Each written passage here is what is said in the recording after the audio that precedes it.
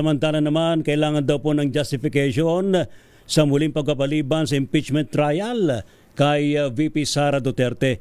Yan po ay ayon sa dalawang senador. Ating alamin sa report ni RH28, Lakay Raymond at Paz. Lakay Raymond. Ray, interesado ang ilang senador na marinig ang paliwanag kung bakit sa Agosto 4 pa nila gustong mag-convene ng impeachment court.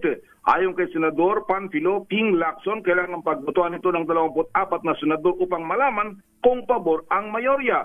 Ano man ang desisyon ng mayorya ay kanyang susuportahan, ngunit kailangan niyang maiparating muna ang kanyang boto. Sabi ni Lacson, bilang isang senator judge ay nais nitong makiisa sa diskusyon sa mga usapin tungkol sa impeachment bago magdesisyon dahil ito constitutional duty.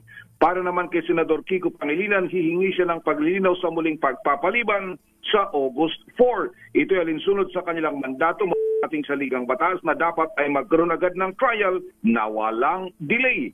Paniwala ni Pangilinan, mas makabubuti kung agad silang makapag-convene para ituloy ng impeachment proceedings laban kay Vice President Sara Duterte. Una nito inanunsyo ni Senador Joel Villanueva na karamihan na sa mga nakausap niyang senador ay pabor sa Agosto 4 na ang convening ng impeachment court.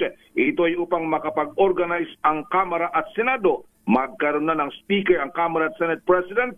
Napili na ang mga chairman ng committee at nakapag-elect na rin ng Kamara de Representantes ng kanilang bagong prosecutors upang ipursige ang impeachment kay Vice President Sara Duterte.